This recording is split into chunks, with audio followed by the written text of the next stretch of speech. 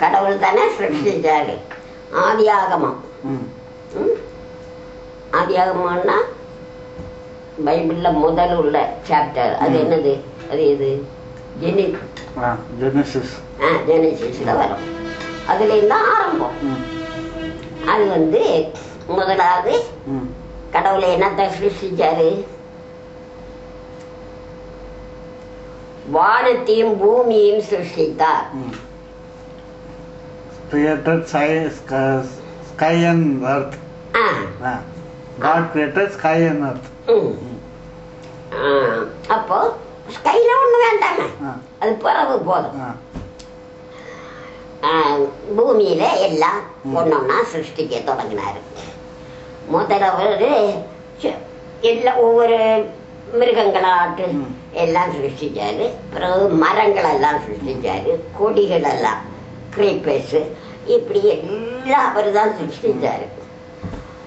அப்போ எல்லாம் சிருஷ்டிச்சுக்கிட்டு இந்த மரங்கள் கொடிகள் எல்லாம் வச்சுக்கிட்டு அதெல்லாம் நம்ம நடுக மாதிரியா இருக்கும். ரொம்ப ஜம்முன்னு ரொம்ப ஃபர்டைல் பிளேஸ்ல நிக்க மாதிரி நிக்கும். அவர் அதுக்கேத்தால ஈஜிப்து பக்கம் தானே எல்லாம் செய்திருப்பாரு. நம்ம இடத்துல ஒண்ணும் செய்திருக்க மாட்டாரு. நம்ம அங்கிருந்து தொத்து செஞ்சு இங்க கொண்டு நட்டு பேசாரு. எல்லாம் நட்டுக்கிட்டு அவரு சிருஷ்டிச்சதை பார்க்க வராரு எல்லாம். அப்ப அதுல கொல்லாமரம், கேஷ்யூ ட்ரீ, அதை நட்டுருக்காரு. அது எப்படி அவர் வரதுக்கு இதெல்லாம் பூவும் குறையும் காயும் எல்லாம் மாட்டேன் அப்படி ஜம்மு குலுங்கி நிக்கி மாங்காய் அது இது எல்லாம் அப்படி ஜம்முன்னு நிக்கி. அப்ப இவர் வந்தோன்னு ஒவ்வொன்னா பாக்காரு ஒவ்வொரு மரத்தை. அவரு சிருஷ்டிச்சது இல்லையா எப்படி இருக்கு, நம்ம ஒரு படம் வரைச்சுக்கிட்டு அது எப்படி இருக்குன்னு அப்படி பார்ப்போம் இல்லையா, அப்படி ஒரு மேல் பார்வை பார்க்காரு. அப்படி பார்த்து ஒவ்வொன்னா பார்த்துக்கிட்டு வராரு.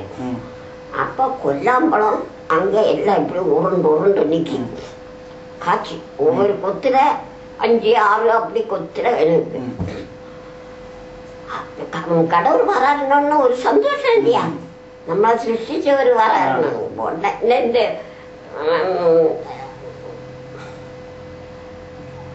நடி போன இடம் அது ஒண்டர்லாயில பார்த்தோம் இல்லையா, சத்தம் பேக்கல சத்தம். அது போல இந்த மரங்கள் எல்லாம் செடியும் கோத்தம் எல்லாம் இந்த கொல்லாம்பழம் சிரிச்சு அதுக்கு சைக்கிள் ரொம்ப ஓவர் சிரிக்கலாம் அது கொண்டு இல்லையா, நிறுத்த முடியாது. மூச்சை பிடிச்சுக்கிட்டு அது இருப்ப சிரிப்பு. கடைசியில அண்டி வழிய சாடிட்டு வேற என்ன மரத்துக்காக அண்டி வெளியே இருக்கா அந்த சீசி இந்த இன்சைடு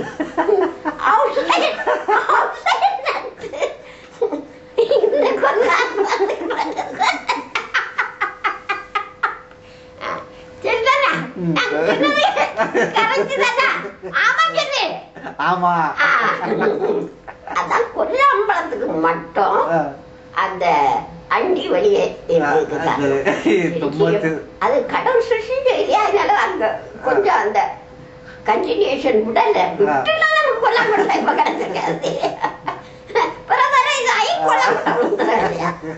ஏதோ அப்ப கடவுள் சிருஷ்டிச்சதால அது அங்க தொத்தி நின்றுகிட்டு.